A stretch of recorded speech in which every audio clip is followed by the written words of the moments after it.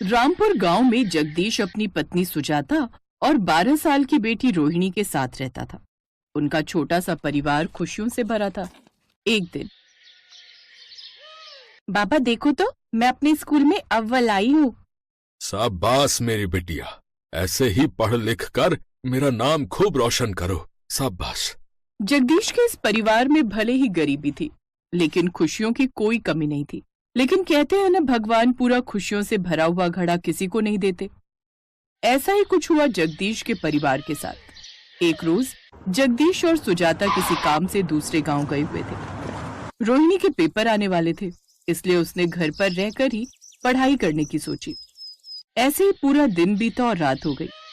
अब तक तो माँ और बाबा को घर पर आ जाना चाहिए था, बड़ी देर हो गई। जैसे जैसे रात बढ़ रही थी, उसका दिल बैठा जा रहा था।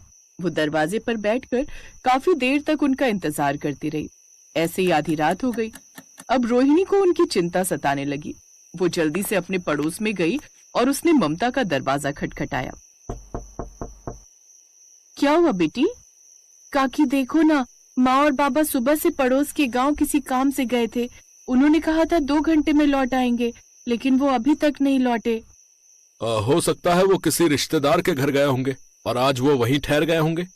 नहीं काका, वो कभी ऐसा नहीं करते। वो मुझे यूं ज्यादा देर तक अकेले छोड़कर नहीं जाते। मुझे उनकी चिंता सता रही है।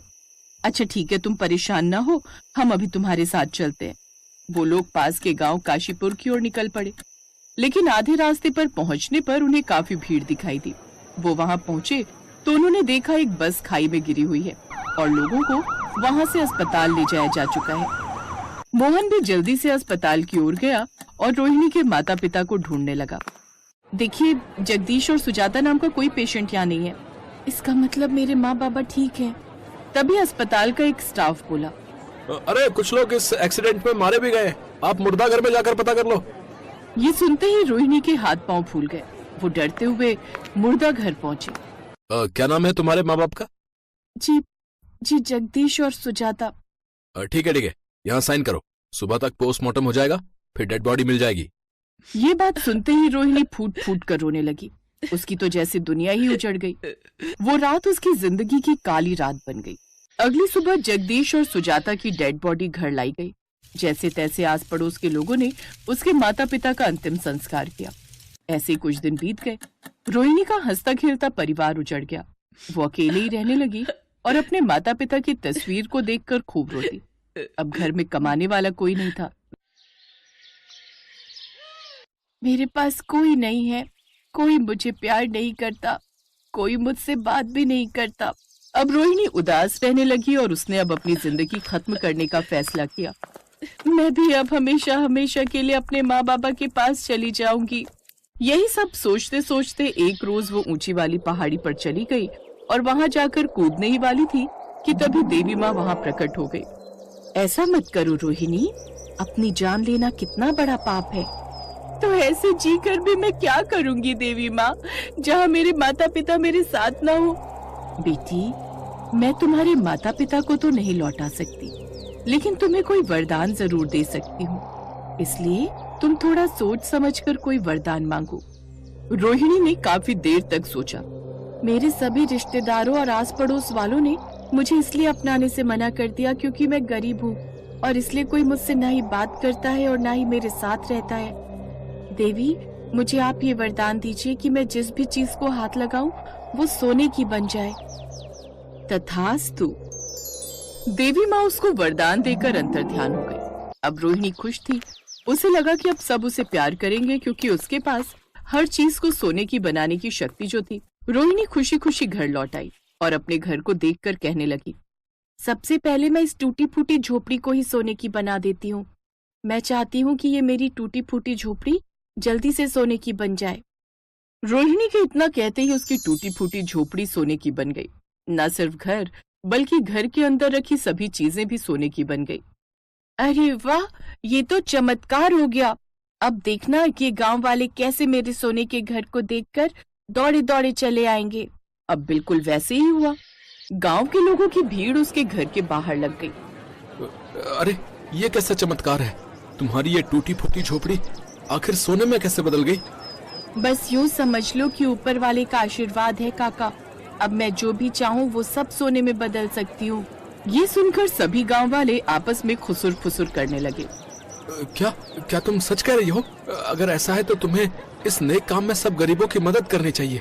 तुम्हें अपने इस वरदान का इस्तेमाल सबकी भलाई के लिए करना चाहिए। अगर तुम ऐसा करोगी तो तुम हम सबके लिए भगवान बन जाओगी। लेकिन इसके लिए मुझे करना क्या है? तुम इस पूरे गांव को सोने में बदल दो। इससे सबकी गरीबी दूर हो जाएगी और हर जगह हमारे गांव के ही चर्चे होंगे। ठीक है काका, मैं चाहती हूँ कि मेरा ये सारा गांव सोने का बन जाए। उसके इतना कहते ही सारा गांव सोने का बन गया। अरे ये तो सचमुच कमाल हो गया भैया। अरे सारा गांव सोने का हो गया भैया। अरे वाह, ये तो ऐसा लग रहा है जैसे हम तो रातों रात स्वर्ग में पहुंच गए। अब सभी गांव वाले खुश थे, लेकिन अनजाने में वो ऐसा कुछ बोल गई जिससे गांव के साथ साथ वहाँ की चीजें भी सोने की बन गई। सब कुछ सोने का बन चुका था। हे राम, ये क्या अनर्थ हो गया। अगले दिन एक बूढ़ी औरत रोहिणी के पास आई। ये तूने क्या किया बेटी? मैंने तो सबकी इच्छा पूरी की है। मुझे लगा सब कुछ सोने का कर देने से लोग मुझसे बहुत खुश होंगे और वो सब मुझे ढेर सारा प्यार करेंगे। नहीं बेटी, ऐसे तो सबकी जान को खतरा हो सकता है। अगर यहाँ रखी हर चीज सोने की हो जाएगी तो सब पिएंगे क्या और खाएंगे क्या?